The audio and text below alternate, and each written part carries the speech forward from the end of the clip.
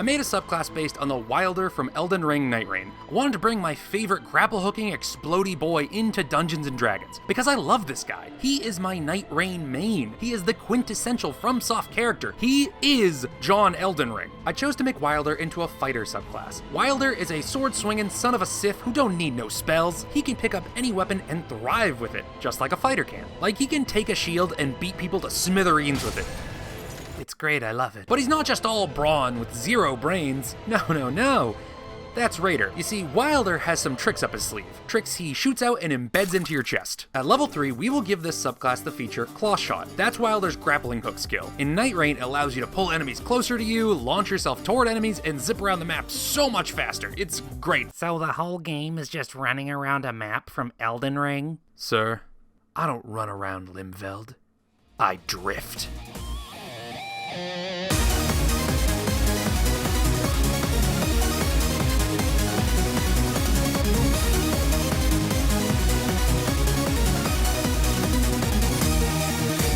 So, in our D&D version, we will have it do just that. You shoot your grappling hook at something or someone within 30 feet of you and pull them toward you. If it's a creature, they have to make a strength saving throw. On a failure, they get scorpions. Get over here! And if you are afraid they will pass that strength saving throw, you can launch yourself toward them. Regardless of whichever you choose, the creature takes piercing damage equal to your proficiency bonus. So at this level, it's a free 2 damage, which is nice, but it's 2 damage. That's nothing. The real reason you would use this against a creature is to keep them away from the more squishy people casting spells in the back. It's also helpful against flying enemies. You can claw shot a stupid moth flying in the air, pull yourself up to it, and grapple it. Then, when it's in your hand, take out your short sword and stab until you introduce that bug with the ground. But the main reason you would use this is to move yourself along the ground 30 feet in a straight line as a bonus action. The claw shot is great for when you need to get up close and personal to an enemy that is far away, or just need to reposition yourself in a fight. It's sort of like a bonus action dash. And just like in Nightreign, our D&D claw shot is great out of combat. You can zip yourself up a tree to rescue a cat, or across a pit to traverse a dungeon, or away from an impending explosion.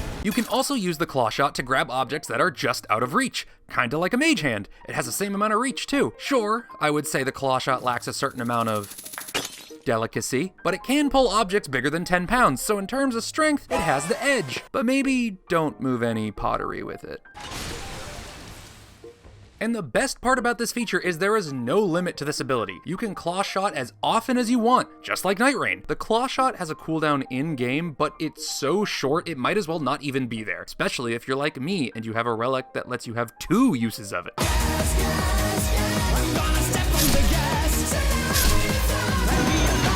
Also at level 3, you get Battle Ready. It's basically the Martial Adept feat, but better. Side note, I think all non-Tasha fighter subclasses should have some version of this feature. Battle Ready gives you 2 maneuvers. Distracting Strike, which allows you to apply more damage when you hit a creature and gives someone other than you advantage on the next attack roll against that creature. In Nightreign, players dogpile enemies. All 3 players just swarm one guy with attacks until it gets staggered, which gives someone the chance to get a free hit in. Distracting Strike helps you give your friends those openings and helps them make openings in the chests of your enemies. The second maneuver they get is Goading Attack. Goading Attack lets you deal some extra damage on a hit and forces your target to make a wisdom saving throw. On a failure, they have disadvantage on attack rolls against all creatures except you. This is simultaneously the most fitting and unfitting ability I gave the Wylder. It's fitting because when I play Wylder, I want to pull the aggression of the enemy so they don't go after the squishy wizard lady. It's unfitting because I swear to America that enemies and bosses always ignore me and go for the squishy wizard lady. I'm literally impaling you with a sword. Why are you always going for the recluse? When you use these maneuvers, you use your superiority die. It starts as a d6 but gets bigger as you level up. You can use these maneuvers twice per short rest at level 3 and thrice at level 7. The Wylder is all about short cooldowns, so use those resources, my guy. Live fast and touch grass.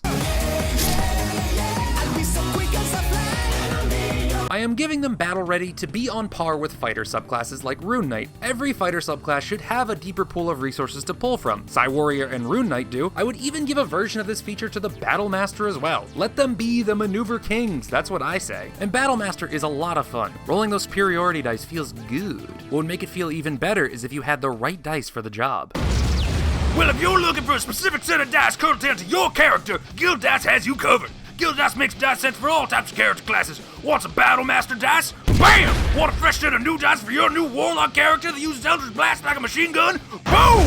Got a bard that's going to inspire your team? Kablooey! And these dice can be used outside of D&D too. Let the dice lead to make important life decisions for you. Not sure who to vote for in the next local election? Let the dice decide. Well, I know who I'm voting for. 9, 9, 9, 9. Do you take Nathaniel to be your lawfully wedded husband?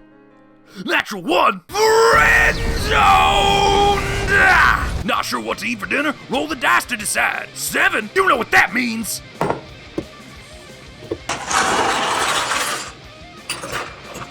If you want to get your milky mitts on some of these dice, click on the link in the description. Buying from them will not only get you some sweet random number generators, but it'll also support the channel. Thank you to Guild Dice for sponsoring this video!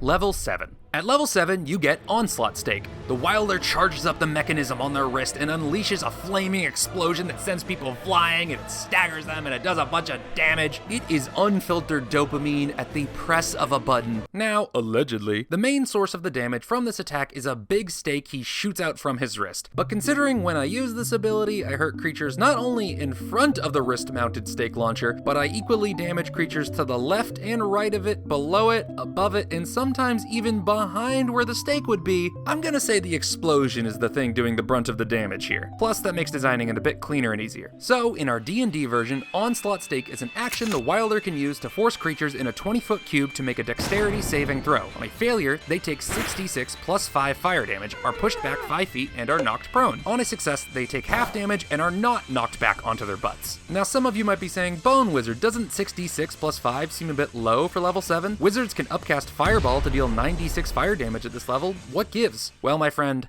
I didn't tell you the best part. You get this ability back quick. There are 2 things you have to know about Wylder. 1, he prefers using greatswords. They work well with his stats, he does some fancy moves with them, he can use pretty much any weapon, but greatswords are what he's best at. 2, in my experience with Wylder, your Onslaught Stake comes back so fast. I feel like I am ulting way more often than my friends are, like I am constantly exploding. Limveiled is not safe when Wylder is there. So to represent those 2 factors in our D&D Wylder, here is what I did. Your Onslaught Stake feature comes back on a short rest, and you also regain use of this ability whenever you roll damage with a greatsword against a creature, and both the numbers on the rolled damage die are the same. So you can shoot an explosion at some bats, and on your next turn, you can attack with your greatsword. Let's say you roll 2 4s. You just got your Onslaught Stake back, and you can get back to blasting. This also works with mauls if you're feeling a bit wacky. This is a subclass where rolling snake eyes for damage can actually be more beneficial than high damage rolls. And this pairs super well with the great weapon fighting style fighters can get at level 1. Great weapon fighting allows you to reroll 1s and 2s on damage rolls with 2-handed weapons, like a greatsword. So let's say for a damage roll, you get a 1 and a 2. With great weapon fighting, you can reroll 1 die at a time. So let's say you reroll that 1 and it becomes a 2. You can keep both of those 2s and get your Onslaught Stake back. So you can keep blowing people up, knocking them prone, and setting up your friends to slice up your foes with what appears to be the pizza cutter from hell. It's an omen. An omen? Dude, that's crazy. I heard they love pizza.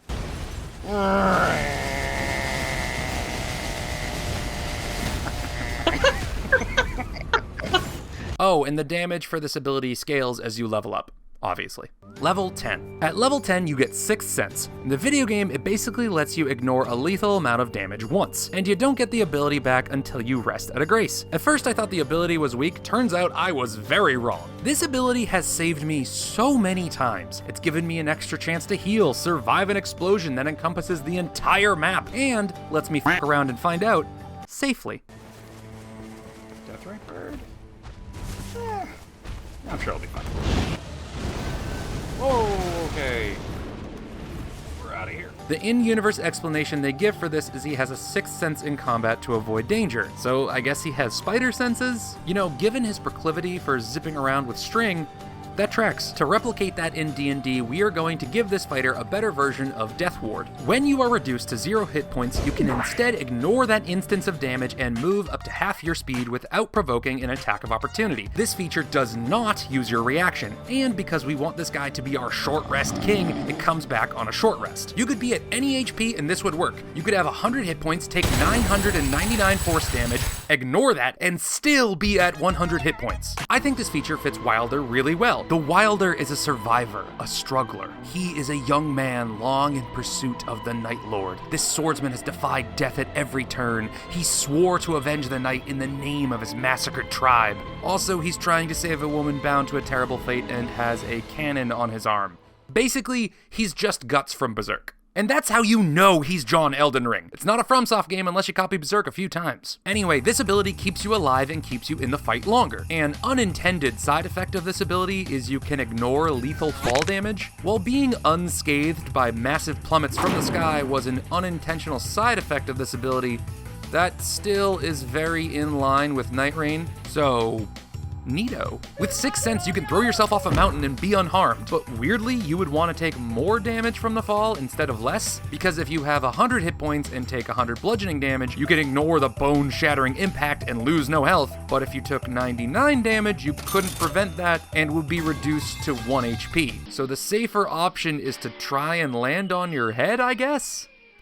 You know what? Maybe just don't throw yourself off of a mountain. You have a grappling hook, just rappel down. And hey, if you're enjoying the video so far, consider liking and subscribing, and leave a comment. I respond to those. And if you want to go even further beyond and supporting me, consider checking out the Patreon. We have a bunch of cool rewards where patrons actually help me balance stuff that's going to be in these videos. They help me shape what the subclass is going to be like when we buffed Purple Dragon Knight. So if you do any of those things, thank you. It just helps me pay rent and lets me keep making videos, so thank you. Level 15.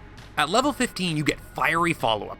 When you use your Claw Shot and immediately make a melee weapon attack right after you use it, your weapon ignites with flame for 1 minute. While ignited, the weapon deals 1d6 extra fire damage and sheds light. In the game, it only works for greatswords, and while we are pushing our subclass to use greatswords, and also mauls, I guess, you can use this with any weapon. 1d6 might seem low, however, there is no limit to how often you can use this ability, just like in the video game. And unlike other fighter subclasses, it's not just the first attack you make like with Rune Knight, it's for all of your attacks. That's 3 attacks at this level, baby. Now, normally I am against just a flat damage upgrade from subclasses, and that's what this is. It's just a damage increase, but that's all it really is in game too. There's no fancy effect that comes along with it, no knockdown, no lingering burning effect, no portal opening that summons the all-powerful Helen to smite your foes. It's just a damage increase. The thing is, it is so iconic to Wylder that we can't not include it, and my main goal is to capture the feeling I get when I play Wylder, so I am making an exception to my usual rule. On the plus side,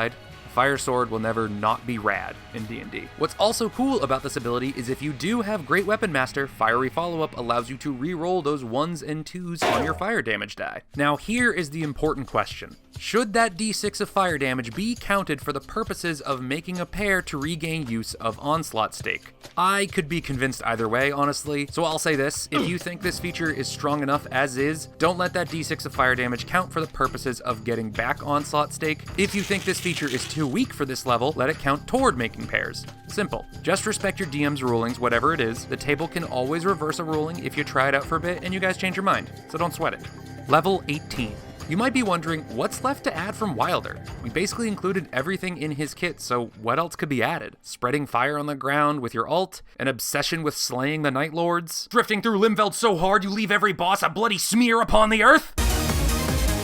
Ryan, look out! No, we have yet to mention the Wylder's most powerful ability. It's part of Onslaught Stake, but it's not the explosion. It's the fact that he is invincible while he is in that animation. Yeah, nothing harms him during this.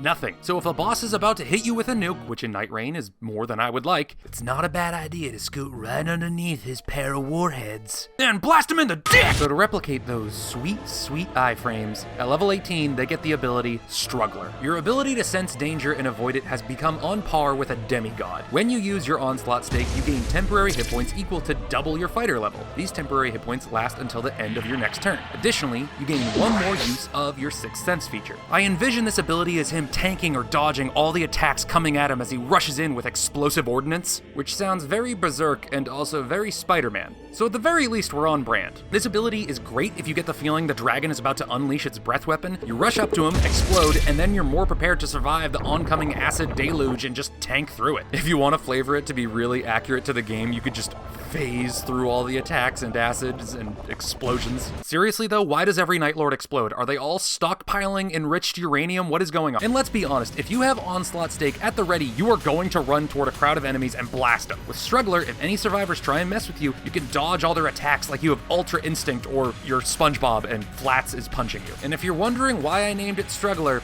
if you know, you know. And that's Wylder Fighter. I love Wylder in Nightreign, dude. He is great. Clearly the best character. So, are you gonna make videos turning the other Nightfarers into subclasses? Well, you know, I don't think people want to see that, so, you know... Are you saying that because you actually believe it? Or because if you make those videos, you're going to have to play a character other than Wylder? Oh, okay, let's not give the audience any ideas here, you know. Leave a comment down below, folks, on what Nightfarer you want to see next and what class they should be. What are you doing? No, that's... I play with Bone Wizard, and he only plays Wylder in Nightreign. Like, only Wylder. Please, force him to try other characters. No, Recluse, stop! Recluse, I didn't even mention the main reason he doesn't want to adapt the other characters. No, don't do it! Can you imagine how hard it's going to be to translate Recluse's mechanics into D&D?